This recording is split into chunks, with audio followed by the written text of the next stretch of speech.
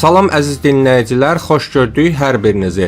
Bugün mən sizə miofart infarktının əlamətləri haqqında danışacağam. Məhz bu videoda siz biləcəksiniz ki, infarktın əlamətləri nələrdir və bu infarkt zamanı nələr edilməlidir və bu infarkt keçirənlər nələrə diqqət etməlidir. Xalq arasında infarkt dediyimiz xəstəliyin əslində tam tibbi adı miokard infarktıdır. Və bu xəstəlik ürəyi qidalandıran arteriyaların tıxanması nəticəsində ortaya çıxır. Ürəyi qidalandıran arteriyalar tıxanır və ürəyin qidalanması pozulur. Nəticədə də ürək əzələsində xəsarətlər ortaya çıxır. İnsanlar yaşa dolduqca ürəyin damarlarında, damar divarlarında xolesterin və yağ yığılır. Bu yağlanma damarın özünü daraldır, damarın tamamən tıxanmasına səbəb olur və miofart infarktı da bu şəkildə ortaya çıxır. Bəs yaxşı, infarktın əlamətləri nələrdir? İnfarktın əsas əlaməti ürək nahiyəsində olan ağrıdır. Bu ağrının əsas xarakterik özəlliyi odur ki, o sıxıcı xarakterdə olur. Adətən bu ağrı çənənin sol tərəfinə, sol çiyinə, hətta kürək nahiyəsinə yayıla bilir.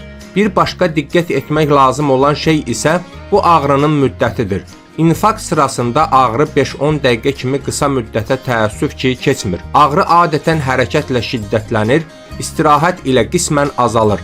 Amma xəstə tam tibbi yardım almadan tamamilə keçmir. Eyni zamanda infarkt sırasında başqa əlamətlər də görürük.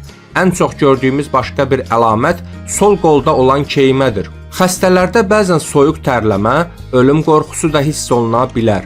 Çox nadir olsa da bəzən xəstələrdə qusma, ürək bulanması kimi şikayətlər də görmək mümkündür. Başqa bir əlamət isə bu keymə daha çox hərəkət sonrasında ya da stres sonrasında ortaya çıxır. Məsələn, bəzən xəstələr anladır. Sol tərəfə yatanda sol qolum keyiyir. Bu çox da ürək şikayəti deyil. Bizdə sol qolda keymə daha çox stres sonrasında da ortaya çıxır. Bəs yaxşı, infarkt zamanı nə edilməlidir? İnfarkt zamanı bizim üçün zaman çox önəmlidir. Xəstə ən yaxın zamanda xəstəxanaya çatdırılmalıdır. Amma bu xəstəxanaya çatdırılma xəstənin öz imkanları hesabına olmamalıdır. Yəni özü yeriyərək ya da avtomobil sürərək xəstəxanaya getməyə çalışmamalıdır.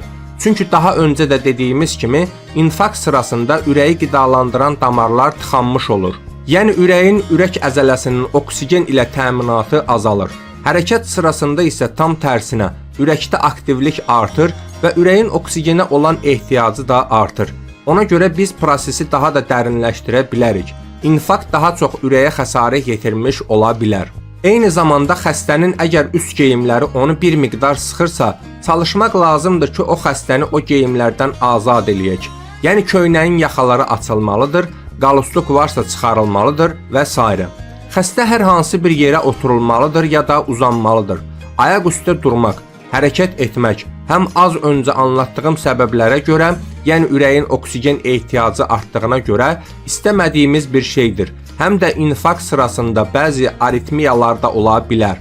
Təzyiq düşmələri ola bilər və bu zaman xəstə yıxıla bilər, huşunu itirə bilər. Bu zaman infarktla yanaşı xəstə başqa travmatoloji xəsarətlər də ala bilər. Bu da istəmədiyimiz bir şeydir. Bəzən xəstələrdə infarkt sırasında baş gicəllənməsi, gözdə qaralma ola bilir.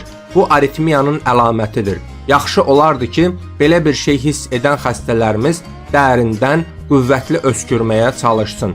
Bu zaman ürək ritmi qismən də olsa bərpa olunur və xəstənin şikayətləri bir miqdar düzəlir.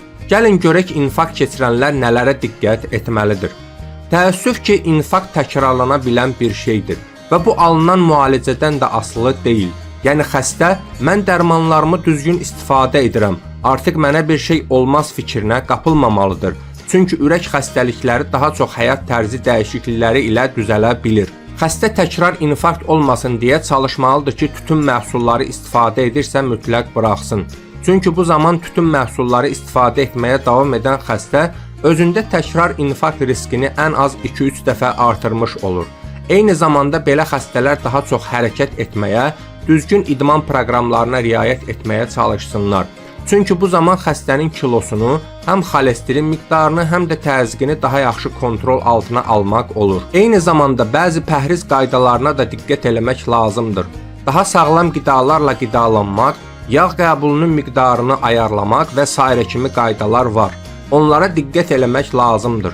Eyni zamanda xəstələr həkim kardioloqların onlara təyin etdiyi dərmanları çox düzgünlüklə istifadə etməlidirlər. Dərmanlara ara vermək bir gün belə olsa yol verilməzdir və dərman qəbulu sırasında hər hansı bir şikayət ortaya çıxarsa və yaxud da xəstə başqa bir problemlə üzləşərsə, mütləq öz həkimi ilə əlaqə saxlamalı və şikayətini bildirməlidir. Yəni hər hansı bir səbəbdən dərmanı buraxmaq yol verilməzdir. Əziz dinləyicilər, insan üçün ən lazım olan orqanlardan biri olan ürəyinizə yaxşı baxın ki, daimi olaraq sağlam qalasınız.